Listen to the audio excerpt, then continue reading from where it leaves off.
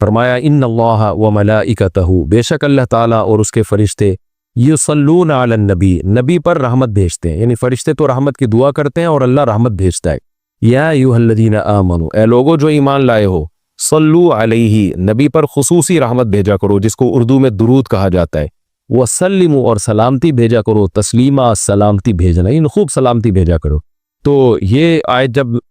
اس آیت کی وجہ سے علماء نے یہ مسئلہ فقہاء نے بیان کیا ہے کہ زندگی بھر میں ایک مرتبہ درود بھیجنا ہر مسلمان پہ فرض ہے، کیونکہ اللہ نے حکم دیا ہے، اور الامر بشیء لا یقتضی التکرار، جب کسی بات کا آرڈر دیا جاتا ہے نا تو ایک دفعہ کرنے سے وہ آرڈر پورا ہو جاتا ہے۔ تو اللہ نے ہمیں درود کا حکم دیا، تو زندگی میں ایک دفعہ بھی اگر ہم درود پڑھ لیں گے تو یہ فرض ادا ہو جائے گا، جیسے کہ کلمہ توحید زندگی میں ایک دفعہ پڑھنا فرض ہے، باقی جتنا پڑھیں اتنا اچھا ہے۔ اور جب کسی مجلس میں نبی صلی اللہ علیہ وسلم کا ذکر کیا جائے تو ایک مرتبہ اس میں درود پڑھنا واجب ہے، فرض نہیں ہے۔ فرض اور واجب ایک اصطلاح ہے۔ فرض کا مطلب ہوتا ہے جس کی دلیل یقینی اور قطعی ہو، تو چونکہ قرآن نے درود پڑھنے کا حکم دیا تو وہ چونکہ یہ نہیں اللہ نے کہا کہ ہمیشہ پڑھتے رہا کرو، بلکہ پڑھو، تو ایک دفعہ پڑھنا اس قطعی یقینی دلیل کی وجہ سے فرض ہے۔ تو فرضیت ایک ایسی چیز ہوتی ہے جس کا انکار کرنے سے انسان کافر ہو جاتا ہے، کیونکہ اس کی دلیل بہت مضبوط ہوتی ہے۔ اور دوسری حدیث میں آتا ہے کہ وہ شخص بخیل ہے کہ میرے سامنے اس کا تذکرہ کیا جائے اور مجھ پر درود نہ پڑھے۔ تو اس حدیث یہ چونکہ خبر واحد ہے، کیونکہ ظاہر ہے قرآن جس طرح تواتر کے ساتھ ثابت ہے، اس طرح اخبار آحاد جو خبر واحد ہوتے ہیں وہ اس طرح تواتر کے ساتھ ثابت نہیں ہوتی، تو اس میں تعویل کا بھی امکان ہوتا ہے۔ تو اس لیے فقہاء، خاص طور پر احناف جو ہیں، فقہاء حنفیہ، انہوں نے فرض اور واجب ایک ٹرم بنائی ہے شرعی مسائل کو سمجھانے کے لیے۔ تو اس لیے انہوں نے کہا کہ جب کسی مجلس میں نبی کا نام آئے نا تو اس مجلس میں ایک دفعہ کم سے کم درود پڑھنا واجب ہے۔ واجب کا درجہ تھوڑا سا فرض سے نیچے ہوتا ہے کیونکہ وہ حدیث سے ثابت ہے۔ تو اور پھر جب بار بار نبی کا نام آئے تو پھر بار بار پڑھنا واجب نہیں ہے کیونکہ اس میں حرج ہے۔ ہاں مستحب ضرور ہے کہ جتنی دفعہ پڑھیں، جب بھی نبی صلی اللہ علیہ وسلم کا نام آئے تو لازمی درود شریف پڑھا کریں، یہ تو مستحب ہے۔ نبی صلی اللہ علیہ وسلم نے فرمایا جس شخص نے مجھ پہ ایک دفعہ درود پڑھا اللہ اس پر 10 رحمتیں نازل کرتے ہیں اور اس کی 10 خطاؤں کو معاف کرتے ہیں۔ تو بہت زیادہ فضیلت ہے درود شریف پڑھنے کی، اور یہ بڑی عجیب بات ہے کہ درود شریف جو ہے یہ اصل میں اللہ کی عبادت ہے۔ یہاں میں آپ کو ایک دلچسپ مسئلہ بھی بتاتا چلوں۔ شرعی مسئلہ یہ ہے کہ جب ہم کوئی منت مانتے ہیں نا، منت کہ اگر اللہ نے میرے مریض کو شفا دے دی تو میں اتنے روزے رکھوں گا، میں یہ کروں گا، میں یوں کروں گا، تو اس عمل کو منت کہا جاتا ہے کہ باقی اگر آپ ٹھیک ہو گئے تو آپ پر لازم ہوتا ہے کہ آپ وہ کام کریں۔ تو منت میں یہ ضروری ہے کہ آپ جس چیز کی منت مانیں وہ عبادت مقصودہ ہو اور اس کی جنس میں سے لازم بھی ہو، یعنی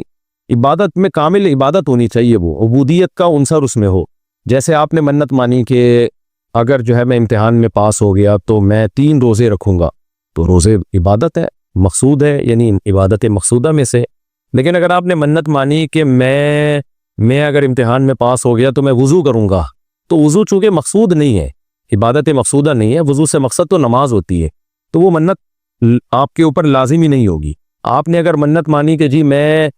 صدقہ کروں گا، تو صدقہ عبادت مقصودہ ہے اور اس کی جنس میں سے جو زکوٰۃ ہے وہ واجب بھی ہے۔ روزے کی جنس میں سے رمضان کا روزہ واجب ہے۔ آپ نے نفل نماز کی منت مانی تو بھی منت پورا کرنا آپ پر لازم ہے، کیونکہ نفل نماز جو ہے وہ عبادت بھی ہے اور اس کی جنس میں سے یعنی فرض نماز آپ پر لازم بھی ہے۔ تو اگر دونوں میں سے ایک شرط بھی نہیں پائی جائے گی تو منت پھر منعقد ہی نہیں ہوتی ہے۔ جیسے آپ نے کہا کہ میں جو ہے وہ اگر امتحان میں کامیاب ہو گیا، پاس ہو گیا، تو میں جو ہے اپنے والدین کی خدمت کروں گا، تو یہ خدمت ثواب تو بہت ہے لیکن عبادت مقصودہ نہیں ہے، عبادت مقصودہ نہیں، تو یہ منت آپ پر پورا کرنا لازم نہیں ہوگی۔ خدمت تو کرنی چاہیے، ماں باپ کی خدمت سے بڑھ کر تو دنیا میں کوئی نیکی نہیں ہے، لیکن عبادت مقصودہ نہیں ہے۔ مقصودہ کا مطلب نماز، حج، یہ سب چیزیں جو ہے نا مقصود میں آتی ہیں۔ یہ کسی عارضے کی وجہ سے اللہ نے ہمیں حکم دیا ہے کہ تاکہ ماں باپ کو پریشانی نہ ہو۔ یہی وجہ ہے کہ اگر خدمت کے محتاج نہیں ہوتے تو پھر خدمت واجب بھی نہیں ہوتی، ان کی خدمت کے محتاج ہوتے ہیں تو واجب ہوتی ہے۔ لیکن نماز تو جب بھی ٹائم آئے گا آپ پر لازم ہوگی، زکوٰۃ تو سال گزرنے کے بعد جب بھی صاحب نصاب ہوں گے آپ پر لازم ہوگی، چاہے غریبوں کو ضرورت ہو یا نہ ہو، آپ پر تو زکوٰۃ واجب ہوتی رہے گی۔ تو اب علماء کا اختلاف ہوا ہے کہ اگر کوئی شخص درود شریف کی منت مانتا ہے تو کیا اس پر درود شریف کی منت پوری کرنا لازم ہے؟ تو بعض علماء نے کہا کہ نہیں، کیونکہ درود شریف بھی عبادت مقصودہ میں سے نہیں ہے۔ اس کی پہلے میں اور آسان مثال دیتا ہوں، جیسے تلاوت۔ علماء کہتے ہیں اگر کوئی یہ منت مانتا ہے کہ اگر میں امتحان میں کامیاب ہو گیا تو میں 3 پارے تلاوت کروں گا، تو یہ منت پوری کرنا بھی واجب نہیں ہے، کیونکہ قرآن پڑھنا بہت زیادہ ثواب تو ہے لیکن عبادت مقصودہ نہیں ہے، بلکہ مقصد قرآن سے کیا ہے کہ آپ کا دل بنے اور آپ کو آخرت کی یاد تازہ ہو، آپ کو شرعی احکام کا علم ہو۔ ثواب بہت ہے، ہر ثواب کا کام اصطلاحی عبادت نہیں ہوتا، خوب سمجھ لیں۔ عبادت کی بھی دو قسمیں ہیں، ایک عبادت ٹرم ہے، اصطلاح ہے، اور ایک عبادت مجازن ہم عبادت، ہر اچھے کام کو عبادت کہتے ہیں۔ اس لحاظ سے تو کھانا کھانا بھی عبادت ہے کہ اگر آپ کی نیت اچھی ہے اس سے، لیکن ایک ہوتی ہے مقصود عبادت، تو مقصودہ عبادت میں سے نہیں ہے۔ ثواب بہت ہے قرآن کی تلاوت کرنا، اللہ سے محبت کی علامت ہے، بغیر سمجھ کے پڑھنا بھی بہت بڑی نیکی ہے، قرآن بغیر سمجھ کے پڑھنا بھی، لیکن قرآن کی تلاوت کی منت جو ہے وہ منعقد نہیں ہوتی۔ تو اسی طرح اب یہ اختلاف ہوا ہے کہ اگر کوئی درود شریف کی منت مان لیتا ہے کہ اگر میں امتحان میں کامیاب ہو گیا تو میں 100 دفعہ درود شریف پڑھوں گا، تو کیا یہ منت پوری کرنا واجب ہے یا نہیں؟ تو بعض علماء کہتے ہیں کہ واجب نہیں ہے۔ وجہ اس کی ہے کہ درود شریف عبادت مقصودہ نہیں ہے، کیونکہ درود شریف کا مقصد تو یہ سید الانبیاء محمد صلی اللہ علیہ وسلم سے محبت کا اظہار، تو یہ نماز روزے کی طرح نہیں۔ لیکن راجح قول یہ ہے، جس پہ فتویٰ دیا گیا ہے، کہ یہ منت پوری کرنا واجب ہے، کیونکہ درود شریف عبادت مقصودہ ہے، اور عبادت مقصودہ ہے اور اس کی جنس میں سے واجب بھی ہے، فرض بھی ہے۔ تو فرض کیسے ہے؟ کیونکہ قرآن نے ہمیں حکم دے دیا، اب زندگی میں ایک دفعہ درود شریف پڑھنا فرض ہو گیا، یہ مسئلہ تو آسانی سے سمجھ میں آ گیا کہ فرض کیسے۔ اب یہ ایک سوال پیدا ہوتا ہے عبادت مقصودہ کیسے ہے؟ نبی صلی اللہ علیہ وسلم کی تو عبادت جائز ہی نہیں ہے۔ اس کا بڑا دلچسپ جواب دیا حضرات فقہا نے کہ درود شریف اصل میں اللہ کی عبادت ہے، جو ہم اللہ کو خوش کرنے کے لیے کرتے ہیں، کیونکہ اللہ نے ہمیں آرڈر دیا ہے، اور اس میں عبادت کا عنصر، عبادت کہتے ہیں جس کی جو ہے وہ جس میں عبودیت کا عنصر ہو، آپ بطور غلام جو کام کر رہے ہو، جس میں آپ کو لاجک پوچھنے کی بھی اجازت نہیں ہوتی۔ جیسے 5 نمازیں فرض ہیں نا، کیوں فرض ہیں؟ بھی لاجک کی ہمیں حکم نہیں، ہم نے پڑھنی ہے۔ روزہ فرض ہے، اس کی حکمت اللہ نے بیان کی، لیکن وہ حکمت نہ بھی ہو تو روزہ رکھنا پڑے گا۔ تو درود شریف بھی عبادت مقصودہ میں سے ہے، اس لیے کہ اللہ نے ہمیں حکم دیا، تو ہم اللہ کو خوش کرنے کے لیے اللہ کی غلامی کے طور پر پیغمبر پر درود بھیجتے ہیں۔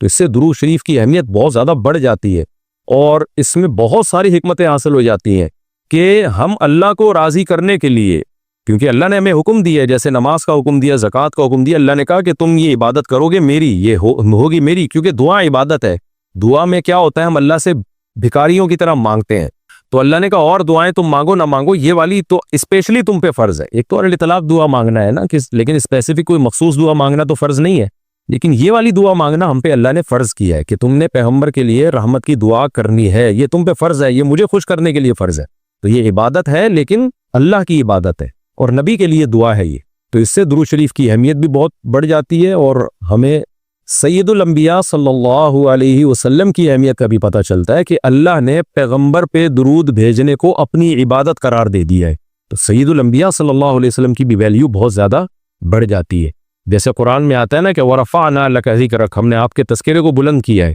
تو کیسے بلند کیا؟ علماء نے اس کا جواب دیا کہ نماز میں بھی درود شریف ہے، اور اتحیات میں نبی صلی اللہ علیہ وسلم پہ سلامتی بھیجنے کو اتحیات کا حصہ بنا دیا گیا ہے، اور اذان میں اشہد ان لا الہ الا اللہ کے ساتھ اشہد ان محمد رسول اللہ کو بھی ایڈ کیا گیا ہے۔ تو اس سے سید الانبیاء صلی اللہ علیہ وسلم کی بہت زیادہ فضیلت ثابت ہوتی ہے، تو اس لیے درود شریف کا اہتمام کرنا چاہیے۔ جیسے شریعت میں بعض عبادتیں بعض اوقات میں زیادہ پسندیدہ ہیں، آپ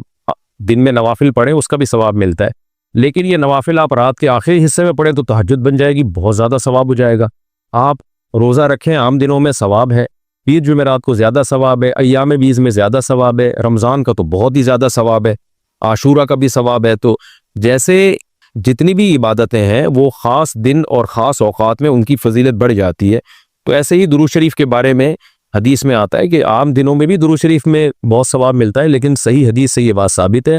کہ جمعے کے دن درود شریف پڑھنا عام دنوں سے زیادہ افضل۔ اسی وجہ سے ہمارے اکابر کا ہمیشہ سے معمول رہا ہے، جو ہم نے دیکھا بھی ہے کہ وہ جمعے کے دن خاص طور پر عصر کی نماز کے بعد درود شریف پڑھنے کا بہت زیادہ اہتمام کرتے ہیں، اور جب وہ عمرے کے لیے یا حج کے لیے جاتے ہیں تو بھی مسجد نبوی میں اکثر وہ میں نے دیکھا ہے اپنے بڑوں کو کہ وہ عصر کی نماز کے بعد نا مسجد نبوی میں صرف درود شریف ہی پڑھتے ہیں بیٹھ کے۔ ایک تو وہ جگہ ایسی ہے کہ جہاں سید الانبیاء صلی اللہ علیہ وسلم کا روضہ اطہر ہے سامنے، اور پھر وہاں جمعے کا دن بھی ہو تو، اور پھر عصر کی کا وقت جو ہے وہ قبولیت کا وقت ہوتا ہے جمعے کے دن، جیسے کہ حدیث میں آتا ہے نا جمعے کے دن ایک گھڑی ایسی ہوتی ہے جس میں دعا رد نہیں ہوتی، تو جمہور علماء اس طرف گئے ہیں کہ اس سے عصر کا ٹائم مراد ہے۔ اگرچہ اس میں اختلاف ہے لیکن جمہور اس طرف گئے ہیں کہ عصر کا وقت مراد ہے۔ تو جمعے کے دن عصر کے وقت درود شریف کا اہتمام کرنا چاہیے. اور ویسے بھی اگر آپ کو عصر کے وقت ٹائم نہیں ملتا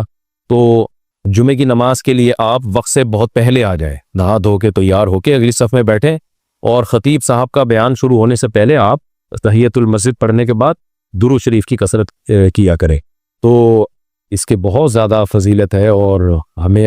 اللہ نے حکم دیا, اور علماء نے بیان کیا کہ درود شریف کو جو اللہ نے ہم پہ لازم کیا نا, اس میں ایک حکمت یہ بھی ہے کہ سید الانبیاء صلی اللہ علیہ وسلم کی بشریت ہمارے ذہن میں اور اچھی طرح بیٹھ گئی ہے. کیونکہ پچھلی امتیں جو تباہ و برباد ہوئی ہیں وہ اس لیے ہوئی ہیں کہ انہوں نے پیغمبروں کو اتنا اونچا مقام دیا کہ اللہ کے برابر لے آئے. جیسے عیسائیوں نے حضرت عیسیٰ کو اللہ کا بیٹا بنا دیا معاذ اللہ, اور جہاں ہمارے یہاں بھی جو بدعتی لوگ ہیں انہوں نے سید الانبیاء کو حاضر ناظر مشکل کشا یعنی کیا بنا دیے, تو شرک کرنے لگے. تو درود شریف میں ایک حکمت یہ بھی ہے کہ جب ہم نبی کے لیے دعا کرتے ہیں اللہ تعالیٰ سے کہ اللہ سید الانبیاء پر اپنی خصوصی رحمتیں نازل فرما اور آپ پر سلامتیاں بھیج, تو اس سے ہمیں یہ بھی پتہ چلتا ہے, یہ عقیدہ ہمارے دل میں بیٹھتا ہے کہ محمد صلی اللہ علیہ وسلم بھی اللہ کی رحمت کے محتاج ہے. تبھی تو ہمیں حکم دیا جا رہا ہے کہ ان کے لیے دعا مانگو. ہاں یہاں ایک اشکال ہو سکتا تھا اس کا کہ بھئی اچھا اس کا مطلب نبی ہماری دعا کے محتاج ہیں, تو نہ